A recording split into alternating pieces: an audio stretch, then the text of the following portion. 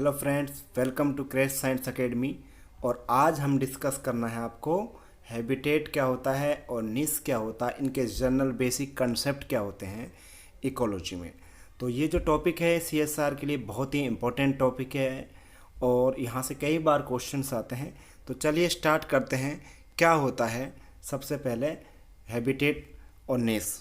तो हैबिटेट क्या है, सबसे पहले we will discuss about habitat. Habitat क्या होता है कि किसी भी ऑर्गेनिज्म का एक होम रेंज होता है। क्या होता है?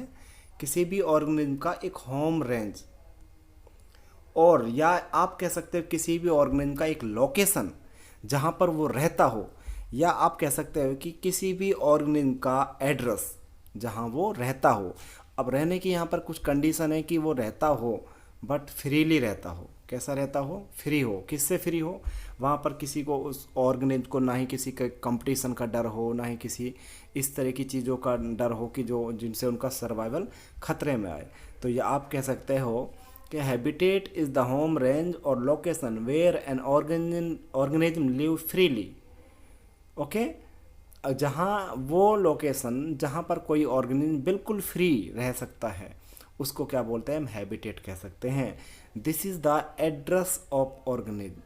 This is the address of an organism. ये किसी ऑर्गेनिज्म का क्या होता है? एक एड्रेस होता है। In a habitat the organism must find. किसी भी हैबिटेट में एक ऑर्गेनिज्म को क्या चीज़ की ज़रूरत पड़ती है? सबसे पहले फूड, फिर वाटर, शेल्टर, स्पेस। ये चारों चीज़ें बेसिक नीड होती हैं किसी भी ऑर्गेनिज्म की।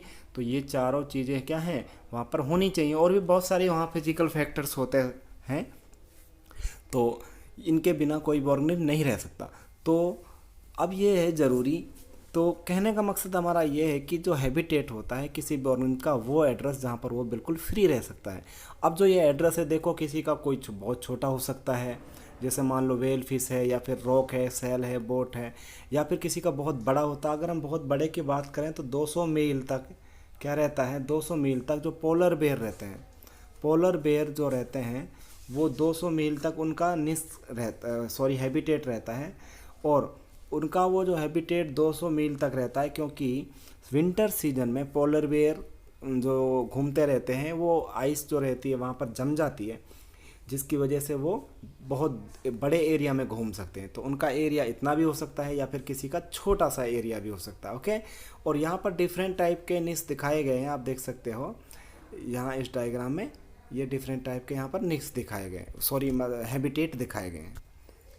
आगे अगर हम बात करते हैं निश क्या होता है, ये बहुत ही टर्मिनोलॉजी बहुत इंपॉर्टेंट है। इसका जो कंसेप्ट है, देखो जो सबसे पहले टर्म्स दी गई थी वो ग्रीनेल ने दिया था। कब दिया था?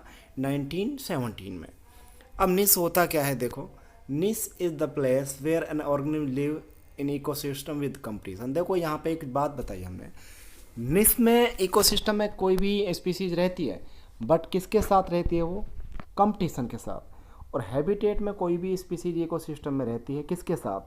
Without competition. मतलब वहाँ बिल्कुल फ्री ऑफ कंपटीशन है, और यहाँ पे विद कंपटीशन कोई भी स्पीसीज रहती है। क्योंकि यहाँ पर कंपटीशन किसकी वजह से होता है? प्रेडेटर या रिसोर्स या फूड शेल्टर, अगर जगह कम होती है, इस चीज़ का कंपटीशन रहता है। खैर, it play functional role in community. ये फंक्शनल रोल प्ले करता है किसका? कम्युनिटी। किसी भी कम्युनिटी के अंदर ये फंक्शनल रोल प्ले करता है।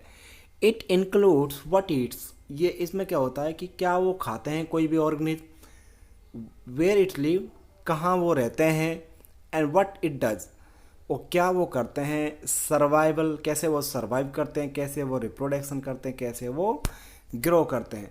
तो यहाँ पर ये दिखाया गया है। अगर हम बात करें, देखो कि इसका फंक्शनल रोल क्यों होता है कम्युनिटी में, क्योंकि यहाँ पे कंपटीशन होता है। अब कंपटीशन की वजह से वो कौन कहाँ पे रहेगा, ये इस बात की कोई भी डिसाइड नहीं करते। No two species can live in the same niche. ये कह रहे हैं कि यहाँ पर कोई भी दो स्पीसीज सेम निश में नहीं रह सकते। क्यों नहीं रह सकते भाई? बिकॉज उनका दोनों का एक ही रिसोर्स अगर वो यूज करेंगे। यहाँ पे एक डायग्राम देखिए आप इस तरह से, और अगर हम बात करें यहाँ, तो एक स्पीसीज ये है हमारा, और दूसरी स्पीसीज हमारा यहाँ पर क्या है? ये है।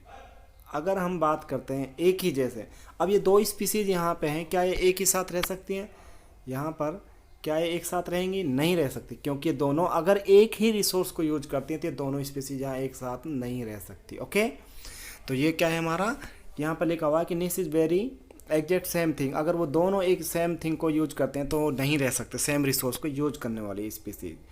और अगर हम बात करते हैं यहाँ पर निस इज़ वेरी लार्ज एरिया, क्या होता है ये, एक लार्ज एरिया रहता है, काफ़ी बड़ा एरिया रहता है, with predator and prey. Predator और प्रे की वजह से कंपटीशन होता है, जिसकी वजह से ये काफ़ी बड़ा एरिया रहता है। ओके, और organism can't live freely because of competition, ये आपको बताया था। और जो निस होते हैं वो 3 तरह के होते हैं, ट्रॉपिक निस, हैबिटेट और मल्टी डायरेक्शन। मल्टी डायरेक्शन का एक दूसरा नाम भी है जिसका नाम क्या है, हाइपर वॉल्यूम। और इसको जो दिया गया था वो हटिंगटन ने दिया था। देखो यहाँ पे मल्टी डायरेक्शन में ये आगे चल के हम आपको बताएंगे कि फंडामेंटल होता है और रिलाइज। जैसे ये पूरा क्या हुआ यहाँ पर, फंडामेंटलनेस हुआ। इसके अंदर अगर कोई ऑर्गेनिज्म पर्टिकुलर एरिया में रहता है तो वो क्या हो जाता है, हमारा रिलाइजनेस होता है। ठीक है, thank you very much for watching this video. If you please like, share and subscribe my video channel and for more information and stay tuned. Okay, bye.